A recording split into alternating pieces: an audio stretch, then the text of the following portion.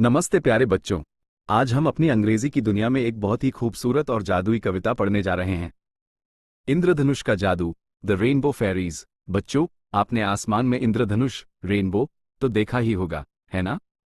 कितना सुंदर लगता है जब बारिश के बाद अचानक ढेर सारे रंग आसमान में एक धनुष के आकार में दिखाई देते हैं। कमेंट बॉक्स में जल्दी से बताओ, इंद्रधनुष में आपको सबसे ज्यादा कौन सा रंग पसंद है? कविता का विषय, थीम, यह कविता इंद्रधनुष के बारे में है, लेकिन एक बहुत ही प्यारे जादुई, मैजिकल अंदाज में। ये बताती है कि इंद्रधनुष कैसे बनता है और इसमें परियां, फेरीज क्या भूमिका निभाती हैं। यह कविता हमें सिखाती है कि रोने या दुखी होने के बाद भी हमारे जीवन में सुंदरता और खुशियां वापस आ सकती हैं। कविता का पाठ, रेसिटेशन। अब मैं पूरी कविता एक बार अंग्रेजी में पढ़ता हूं। आप सब ध्यान से सुनो और मेरे साथ दोहराने की कोशिश करो। The rainbow fairies, two little clouds on a summer's day, went flying through the sky. They went so fast they bumped their heads, and both began to cry.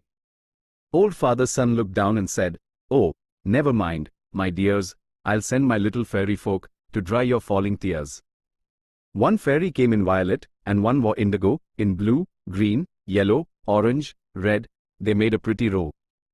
They wiped the clouds' tears all away, and then out from the sky, upon a line the sunbeams made, they hung their gowns to dry. Line दर line व्याख्या चलो, अब हम इसे हिंदी में समझते हैं। पहला paragraph, two little clouds on a summer's day went flying through the sky. They went so fast they bumped their heads and both began to cry. गर्मी के एक दिन दो छोटे बादल थे जो आसमान में उड़ रहे थे। वे इतनी तेजी से गए कि उनके सिर टकरा गए और वे दोनों रोने लगे। बच्चों, जब ये बादल रोते हैं तो नीचे क्या होती है? हाँ, बारिश। तो कविता में बादलों के आंसू ही हमारी बारिश है। दूसरा paragraph, old father sun look down and said, "oh, never mind, my dears, I will send my little fairy folk to dry your falling tears." बूढ़े पिता सूर्य ने नीचे देखा और बोले, अरे कोई बात नहीं मेरे प्यारे, मैं अपने छोटे परी लोग को भेजूंगा तुम्हारे गिरते हुए आंसू पोंछने के लिए। हमारे पिता सूर्य को बादलों पर दया आ गई। अब देखना वह किसे भेजते हैं। तीसरा paragraph, one fairy came in violet and one wore indigo, in blue, green, yellow, orange, red. They made a pretty row. एक परी बैंगनी रंग में आई और एक ने गहरा नीला रंग पहना था। नीले, हरे, पीले, नारंगी और लाल रंग में उन्होंने एक सुंदर कतार बना ली। अरे वाह, ये तो इंद्रधनुष के सारे 7 रंग हैं। बच्चों, इन 7 रंगों के नाम फिर से जोर से बोलो। Violet, indigo, blue, green, yellow, orange, red. इन परियों के 7 रंग के कपड़े ही तो आसमान में इंद्रधनुष बनकर दिखते हैं। चौथा paragraph, they wiped the clouds tears all away and then out from the sky upon a line the sunbeams made, they hung their gowns to dry. उन्होंने बादलों के सारे आंसू पोंछ दिए और फिर आसमान से बाहर एक रस्सी पर जो सूर्य की किरणों से बनी थी, उन्होंने अपने रंग बिरंगे परिधान सूखने के लिए टांग दिए। जब सूरज की किरणें, सनबीम्स, बारिश की बूंदों, बादलों के आंसू से गुजरती हैं तो ये सुंदर सतरंगी 7 कलर्ड नजारा दिखता है ना? ये कितनी प्यारी कहानी। अभ्यास प्रश्न, प्रैक्टिस क्वेश्चंस। बच्चों, अब आप अपनी अपनी कॉपी में इन सवालों के जवाब लिखो। ये जवाब आपको कविता को और अच्छे से समझने में मदद करेंगे। A, who went flying through the sky? आसमान में कौन उड़ रहा था? B, who began to cry and why? कौन रोने लगे और क्यों? सी, whom did father sun send to dry the falling tears? पिता सूर्य ने गिरते आंसू पोंछने के लिए किसे भेजा?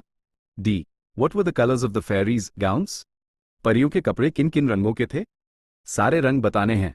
ए, what did the fairies do? परियों ने क्या किया? कमेंट बॉक्स में मुझे बताओ, आपको ये कविता कैसी लगी? बच्चों, अंग्रेजी, इंग्लिश एक बहुत ही मजेदार भाषा है। हो सकता है अभी आपको थोड़ी मुश्किल लगे, पर घबराओ मत। मैं आपसे वादा करता हूं कि मैं आप सबकी अंग्रेजी सीखने की यात्रा, इंग्लिश लर्निंग जर्नी को बहुत आसान और रोचक, इंटरेस्टिंग बना दूंगा। हम मिलकर ढेर सारी नई बातें सीखेंगे। क्या आप मुझे कल की क्लास के लिए विबग्यों के पहले 3 रंगों के नाम बता सकते हैं? बच्चों, आपने कविता बहुत ध्यान से सुनी। अब हम इन सवालों के जवाब सीधी और आसान अंग्रेजी में देंगे। यह आपकी अभ्यास, प्रैक्टिस करने में मदद करेगा। Questions and easy answers. 1. Answer the following questions. A. Who went flying through the sky? 2 little clouds went flying through the sky. B. Who began to cry and why? The 2 little clouds began to cry because they bumped their heads. C. Whom did Father Sun send to dry the falling tears? Father Sun sent his little fairy folk, the rainbow fairies.